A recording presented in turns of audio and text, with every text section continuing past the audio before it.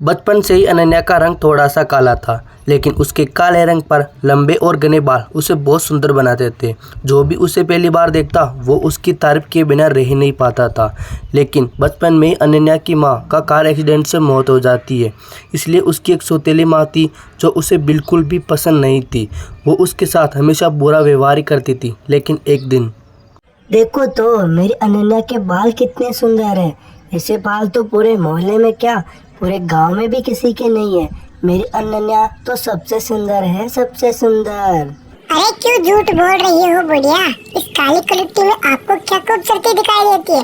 वैसे ही कुछ दिनों में मेरी बेटी आने वाली है, तब देखना वो कितनी खूबसूरत है।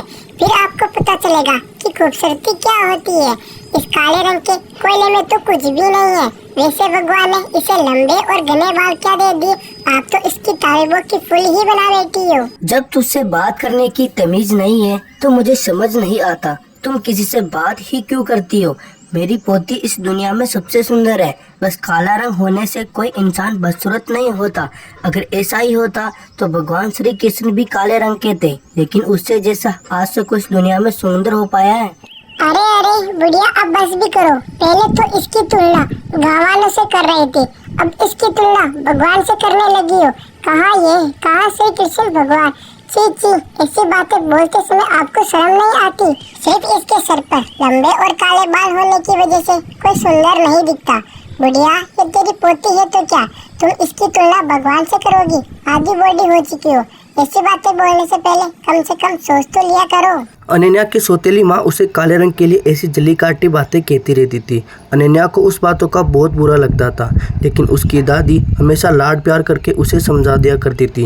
लेकिन उसके कुछ दिन ही बाद उसकी दादी का देहांत हो जाता है और दूसरी तरफ उसकी सौतेली माँ की बेटी अपने गाँव से अपनी माँ के पास आ चुकी थी, जो कि दिखने में काफ़ी ज़्यादा सुंदर थी। वो भी वहाँ कुछ दिन रहने के बाद अपनी माँ की तरह अनन्या को बुरा भला कहने लगती है। आप क्या सोच रहे हो जी? सोचना तो क्या है अनीता, अपनी बेटी के बारे में ही सोच रहा हूँ। अब अनन्या की शादी की उम्र हो चली है तो शादी करने के बारे में ही सोच रहा हूँ। कोई अच्छा सा रिश्ता मिल जाए तो अनन्या की शादी कर दूँ। अपने पिताजी की ऐसी बातें सुनकर सौतेली माँ की बेटी गीता मन ही मन में हंसने लगती है। अरे गीता बेटा, क्या हुआ? तुम मन ही मन में ऐसे क्यों हंस रही हो? पिताजी, आप ऐसे हंसने वाली बातें कहेंगे तो हंसी तो आएगी ना। आप कह रहे हैं कि कोई अच्छा सा रास्ता ढूंढकर इसकी शादी करोगे। मुझे आप ये बताओ कि कोई अच्छा लड़का भला इससे शादी क्यों करेगा? अगर ये खुद भी अपने चेहरे को आईने में देखे तो ये खुद भी डर जाएगी, तो भला इससे दूसरा कोई क्या पसंद आएगा? गीता, तुम होश में तो हो? क्या बोल रही हो? तुम्हारे अंदर इतनी भी शर्म नहीं है कि अनन्या तुम्हारी बड़ी बहन है? कम से कम तुम्हारी बड़ी बहन होने के नाते उसे तमीज से बात तो कर लिया करो। जब भी देखो दोनों माँ बेटी उस पर चिल्लाती रहती हो। अगर ऐसा चलता रहा तो मैं तुम दोनों को यहाँ से धक्के मारकर घर से बाहर निकाल दूंगा।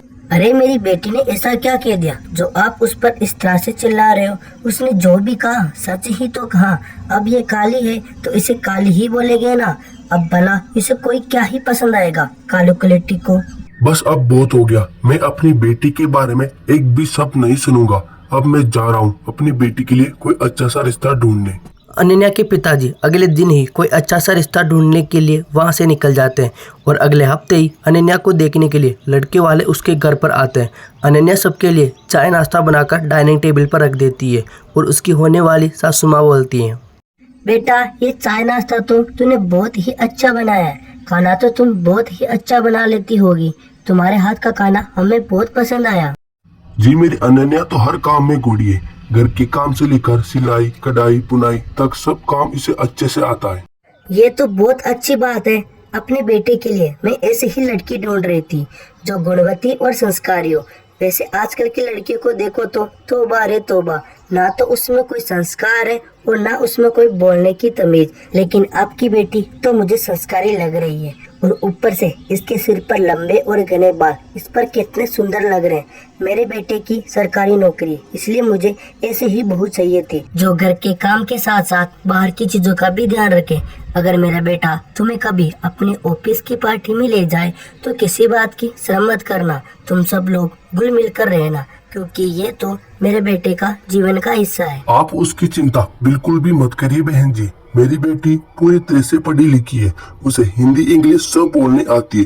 कुछ समय पहले मेरी बेटी ने एक अच्छी सी कंपनी में नौकरी भी की है। तभी गीता मन ही मन में सोचने लगती है, अरे मुझे तो कुछ समझ में नहीं आ रहा, उस सरकारी वाले लड़के को इस काली कल्लों में क्या नजर आया जो वो इससे शादी करने के लिए तैयार हो गया।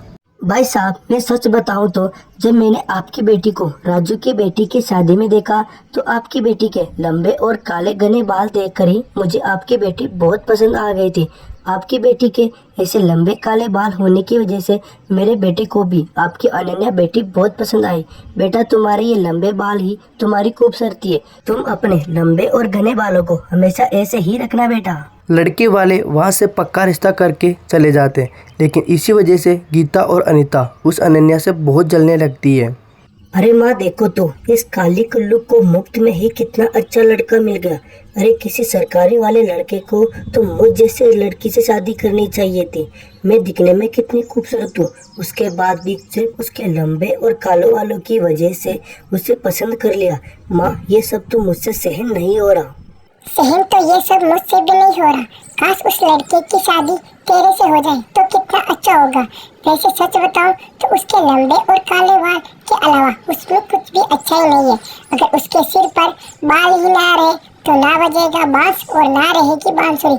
उसके बाद मुझे नहीं लगता कि वो लड़का इसे पसंद करेगा। तुमने ठीक कहा माँ। अगर हम लोग उसकी शादी के दिन उसके लंबे और घने बाल को कैंची से उतार दे तो फिर ना रहेगा बांस और ना बजेगी बांसुरी। उसके बाद मैं उस सरकारी नौकरी वाले से लड़के से शादी कर लूंगी। और जब गीता गुस्से ही गुस्से में अनन्या के बाल सिर से उतारने जाती है तो उस दिन अनन्या अपनी माँ को याद करके अपने पिताजी के पास सो जाती है। उसके अगले दिन ही उसकी शादी खुशी खुशी से हो जाती है। अगर अनन्या उस दिन अपने पिताजी के साथ ना सोती तो गीता गुस्से ही गुस्से में उसे गंजी कर डालती और ऐसी गंजी औरत से कोई भी शादी नहीं कर सकता था।